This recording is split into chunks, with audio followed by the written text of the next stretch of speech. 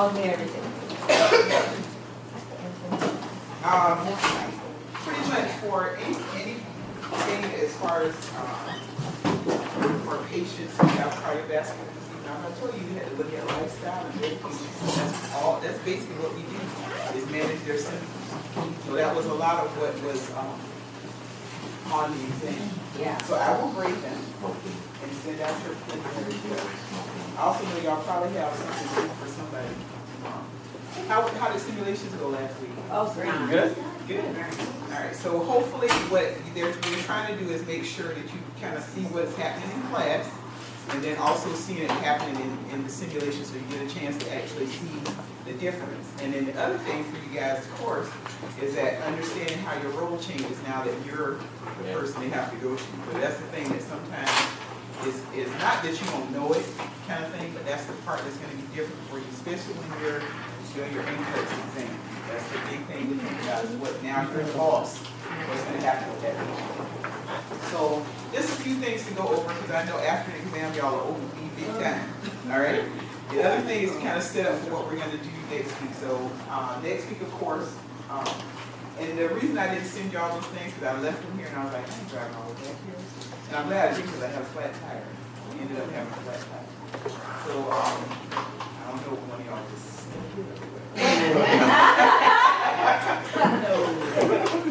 so I'll just leave that alone right now. But we'll actually have an in-class activity next week that we're going to do on electrolytes and balance, so we can kind of bring that piece together for what's going on. So just an overview about what we're looking at with those particular things. We're going to talk about the fluid compartments within the body. So intracellular, extracellular, transcellular, you need to know what those are. It always goes back to that A&P class. You never thought you'd hear about stuff again, ever in life, but sometimes it comes back to you, especially depending on what you end up working in as your final destination in nursing, or where you might work for a while, because understanding why those fluids aren't, your body isn't getting rid of them, or why the patient is symptomatic, and all those types of things, and what that comes back to. If the kidneys can't get rid of stuff, why is this happening? If it's being put into the lungs, like you might see with a heart failure patient, if it's all, you can also have infusions that go along with a patient who has kidney disease. So understanding where those are and all that kind of stuff that's going on with fluids is always going to be important. Then we're going to look at signs and symptoms associated with hypo and hypervolemia, because those are things that if you have a patient, you're examining them, you're seeing what's going on, how do you pick out what's happening? And the major thing to do is look at who's at risk. You know, just because of the percentage of the body that is fluid, kids and the elderly, they're always going to be your people who you most worry about having issues with fluid and electrolyte imbalance. Does that exclude the people in the middle? No. But what it does is you look at those people already when they come to you in a hospital setting, acute care setting, and you look at them and think, this is a person at risk. Think about those things that they're doing that also put them at risk, not just for fluid volume issues, but also for electrolytes. Because I know if I just have a person that's sweating, that's bad. You know, yeah, because sometimes some of us sweat like a lot in the summertime. I'm sweating all the time. It's summer, winter, whatever. But when you got a person that's vomiting, that's different, because there's other electrolytes that are there. If you have a person that has some type of fistula, because there's other drainage and fluids that are going to be coming out of that. Those are things that always put a person at risk for developing issues. And just think about it, as you get older, kidney function is not as great. So you're always going to see some degree of impairment in that regard, especially as you get older. After you're 30, you know, it's not the end of your life, but it starts for your organ tissue and changes kind of thing. So kidney function starts to decline slightly at the age of 30. It's going to get worse if you have other things wrong, like hypertension, heart failure, those types of things. Because if you don't feed the kidneys blood, they see you as you're not doing things for me, so I need to cause problems. And so that's what generally ends up happening to your patient. Because you might have seen some of that today, that end organ damage thing. Okay, what tells you that? Creatinine is elevated. So think about those types of things that we're going to see going on. And then we have the actual imbalances themselves. So these are things, and your book goes into chloride, phosphate, all that kind of stuff, which is, it's not that they're not important. It's just that they don't kill you quick. All right? So these are the top two up here, potassium, magnesium, kill you quickest. Okay, so that's why there are going to be things that you have to look at, questions for the patient. Now the thing about it is when you're translating that to an NCLEX type question, it may not give you a value. What it's going to do is give you the signs and symptoms associated with that. Okay, so the things that are most commonly associated with that. So make sure when you're reading your stuff, you look at what are those things I'm going to see most often. Is there an EKG change? Is there some type of mentation change? Is there something in skeletal movement? Those kind of things. Because that's what kind of keys you in that the patient has a problem. So that's going to be on the high side and the low side. So potassium and magnesium are the ones that kill you quick because although they affect all skeletal muscle and that kind of thing, they're a big problem with myocardium. So if I want to kill you, take your heart out.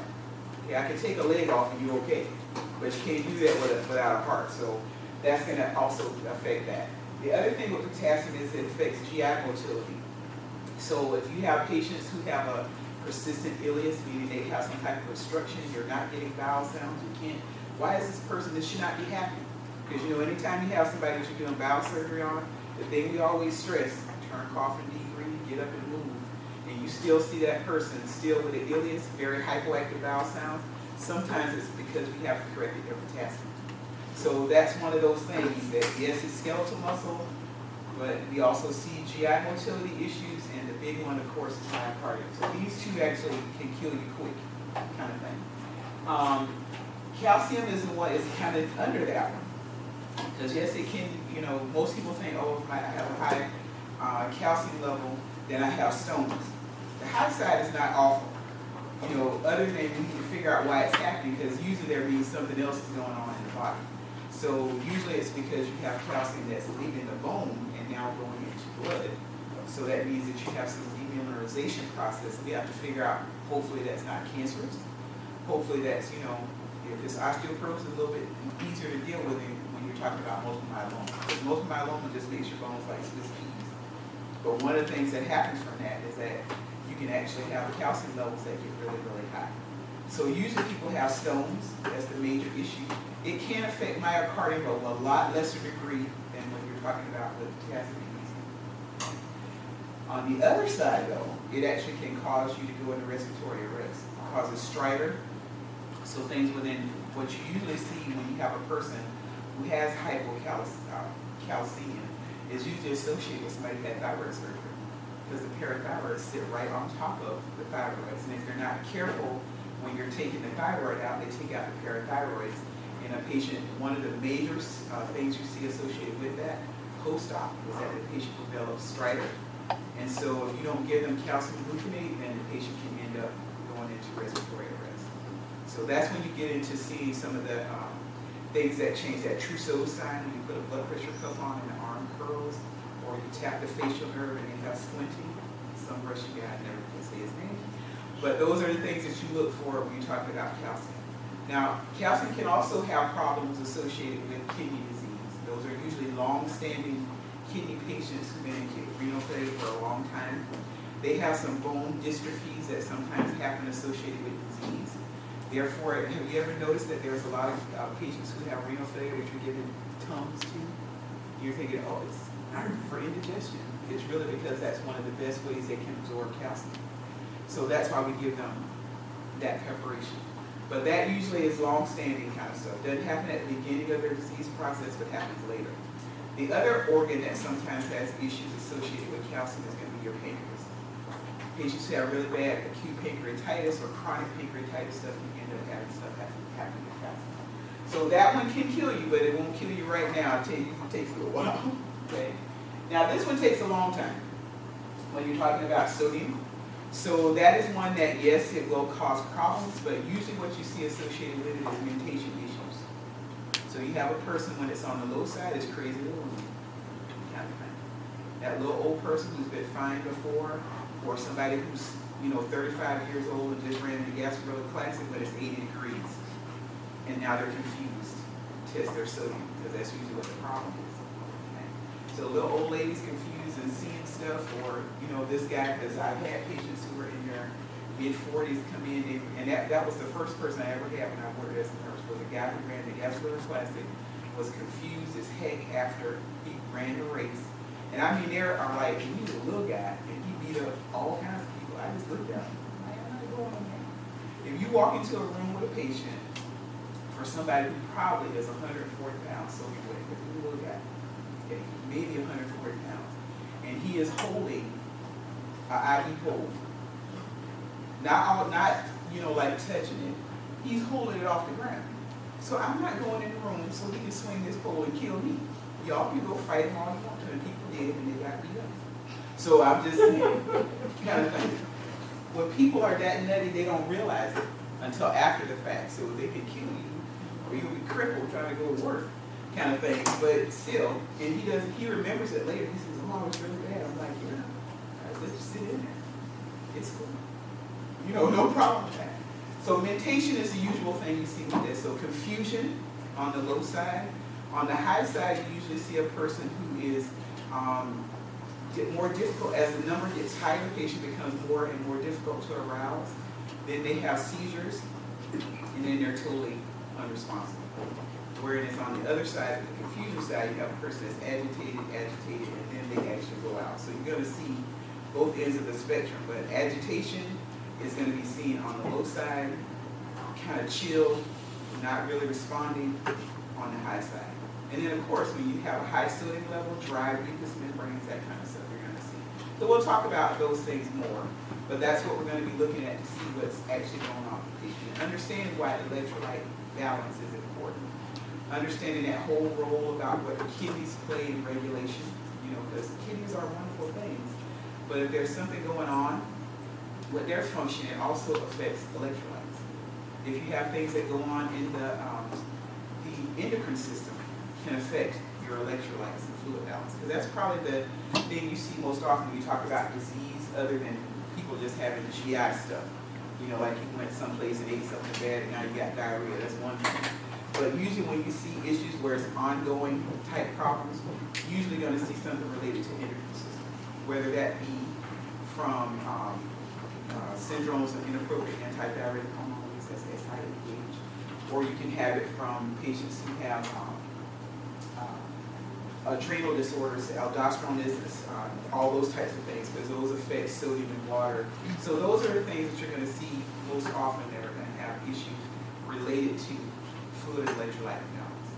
The other thing we're going to talk about a little bit next week as well is thinking about your IV fluids that you're going to use as far as hydrating, things if you want to move solutes around, always goes back to that A&P class. What is diffusion, osmosis, those types of things, because those are important when you're talking about doing fluid replacement on a patient. Isotonic fluids are going to be the things most close to what your body does, so that's going to be normal saline, lactated ringers. Then we can give things like D5, D5 and a half, those types of things. So we're going to talk about the differences between the fluids that you use for patients based on the findings that you have. So kind of take a look at those, because there's a little section in your book that kind of goes over what types of fluids you're going to use for your patients. So we use isotonic, and then we use hypotonic and hypertonic solutions. So those are the three basic categories that we're going to talk about. We use some of the other ones, like colloids and plasma expanders, all that kind of stuff. People are really bad. So that comes a little bit later. We talk about that in MP4. But those are the basic ones you're going to think about using for your patients. So think about what those fluids are, what we're looking for in your patients.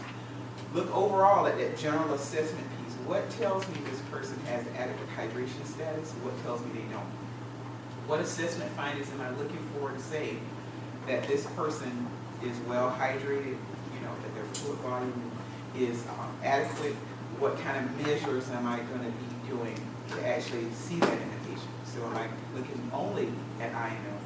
Am I looking at weight, which is the most sensitive indicator? Because those are things that are going to be important when making your decisions about what happens with your patients and your test forces. Because it's not that they're wrong. I need to look at INO and I need to look at weight for a patient. But the most sensitive indicator is weight. Okay, so INO can go up and down, and weight can go up and down as well. But when you're talking about what am I going to do as far as managing a patient and trying to figure out how bad they are, weight is going to be one of your most important things. Because you can have a person gain a lot of weight that you don't see physically. You're thinking, oh, we know how we feel. You can't give your pants a certain time, kind of thing. Guys don't know about that, but they have symptoms. They eat their, It's like eat Chick-fil-A, kind of thing. So you see this going on, and what are we doing to try to figure out, hey, why is this person getting here? What should we do for them? Those types of things. Because part of what you want to make sure you do for any patient who has a fluid and electrolyte imbalance is you have to identify why it's happening, treat the underlying cause if you can, because some things you can treat for the moment, other things you can get rid of. Okay, because some things, if you have a person who has nausea, vomiting, you know that sometimes has to run a course based on what the person took in. If it's food poisoning, it's just going to have to run its course because you really want it out. I want that person to have diarrhea until it's gone. I know that sounds awful, but you don't want to give patients antidiarrheals if they have food poisoning. I want you to get rid of this. You may feel awful for a little while, but the awful will be gone, as opposed to if I let something just sit in your GI tract, and depending on what it is, can be very problematic. So we're kind of thinking about those types of things that we look for in patients who might have a problem. Because those are always going to be those little areas where you say, hey, what is it I need to manage with this person? What's going to give me a good idea about what's going on? So look at that part in there that talks about your patient assessment. That tinting of the skin, sunken eyeballs. Those are all things that are going to be important as far as doing your assessment on your patient. Some are going to be harder to see than in others, because you can actually see tinting on some people, but there may not be the usual place. Most people think it's the hand, some people can't do that, so you got to come on the chest. So there will be different things as far as how you actually assess that patient that are going to be important. Okay, but these are the major things that you're going to be looking at as far as your imbalances. Now, the thing you should remember, though, is that some of these exist in reverse with other things, because sodium and chloride exist together. Calcium and phosphorus are the things that exist together. So when a patient has one that goes one direction, they go in the opposite, because they even out each other. So those are things, especially when we start talking about some of the diseases, because one of the areas that is also on this test, fluid electrolytes, will be with renal. So we'll talk about those patients who end up with end-stage renal disease, because that's the chronic piece of what goes on. So we'll revisit those. The other part of exam 3 is also going to be GI stuff. So we're going to talk about some of the chronic diseases that have to do with GI disorders. So we're going to talk about the diverticulitis, even though it's the itis and it's acute inflammation. Everybody has diverticulitis, so that is happening all the time. Think about what's happening with your patient. We're also going to talk about some of the inflammatory bowel diseases. So those are going to be your Crohn's, your ulcerative colitis, irritable bowel syndrome, those types of things. So it is listed on your list of things to kind of look at. And what I want you to do, like this week, it may be in your clinical, kind of talk about some electrolyte imbalance, because you may see them. Sometimes we over-diurese patients. They come in with heart failure, because you saw heart failure questions, because that's a common disorder. Your NCLEX will always be the most common disorder. That's why you didn't see questions on Raynaud's. That's why you didn't see questions on Bergman. Because the cardiovascular process of what they're talking about is they're going to give you things that are most common as far as disease processes. And then in your head, they do give you something, you go, oh my God, what is this question? She told me I'm never going to see that. Stop yourself from doing that, because they're asking you something else. They're not always asking you that, or you sit there and you go like, what is the most common thing? It's an issue with perfusion. When you're talking about cardiovascular stuff, that's how you have to approach the question. Not sitting there going, like quick. All right. Now the other thing, just globally, for the electrolyte imbalances, as long as the person has an intact gut, nothing going on, that's the best place to replace whatever electrolyte they have. So as long as that person's not vomiting, as long as that person doesn't have an obstruction, then I want to do it by the GI tract, because that's best absorption. So that means potassium tablets, sodium tablets, calcium tablets, magnesium tablets. When I can't do that, then it goes IV stuff. IV stuff, I always think is slow. It's never fast. When you're talking about doing replacements. If you think about that all the time, you kind of got it down pat. Especially with potassium, always has to be slow. Magnesium, when you give it to a patient, has to be slow and on a pump. Because remember, if everything is on the hypo side, everything is hypo. Person's like this. You'll hear about it more when we get to MP3, because magnesium is one of those makes everything excitable. Because it has to do with skeletal muscle, has to do with myocardium, but when it's really low, you have people that are twitching, pretty much. You think about hyperreflexia, is actually what goes with that. And for visual people, think about, have you ever seen Bugs Bunny when he goes to the doctor hits him on the knee, kicks the doctor out of the room? That's the kind of thing you're talking about. So everything is exaggerated when it's really, really low. But if we give you a replacement that's IV, we have to be slow with it, because if I give you too much, you go from being hyper excited to now I relax everything, to the point where you can actually relax the diaphragm and the person does not breathe. Worst case scenario is when that happens to a pregnant mom who is toxic. Family says, can you stop bothering her? Well, no. All right, the order says I come in here and bother you every 30 minutes. I'm sorry that she's upset about it. I'm sorry that you're upset about it. But she's on a medication that requires you to do that. Because I will tell you, and this has happened, that there was a family that says, I don't want you to bother her. Nurses listened to the family. The patient went through a whole hour without anybody checking her. When they went in, mother was not breathing, baby was in distress. So they have to cut her open, take the baby. Baby survives, mother dies. 22 years old. How do you explain that to people? Yeah, I know the family told her, don't bother me. But you know you need to monitor this patient. So when you go to court, they don't care that the family told you not to do that. The standard of care says that you go bother this patient every 30 minutes. So those are kind of things in your life as a nurse. It's not just to scare you about stuff, but it's true. Bad things happen.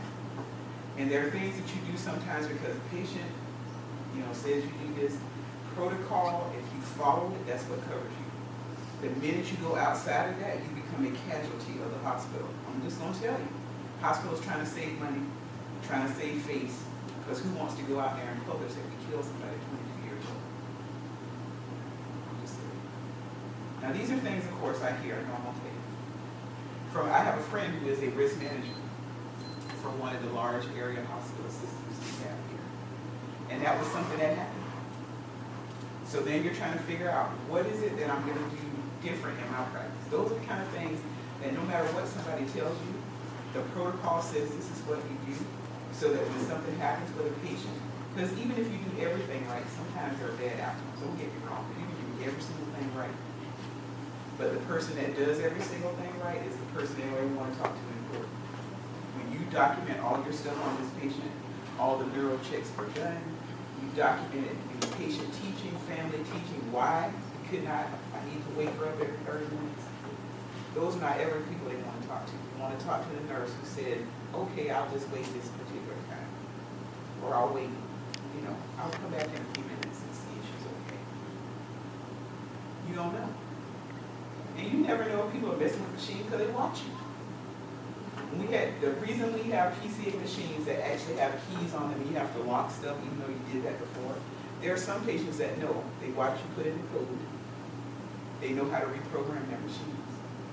So we made some changes to them as we went along. People that are drug seeking kind of do that. Most people sit there and look like, I'm not messing with this because I'm going to die. But then you have other people that are going like, okay, I see you push that particular button, you come in here. Or nowadays, because we have phones, they're probably filming us. I'm just saying. Those are things you never thought about before. But now you can have all this kind of stuff going on. So this is where, unfortunately, we're at in our practice. And also why, because anytime you think to yourself, you go to the hospital, you got to bring every friend you have and take care of you one day when you're in the hospital.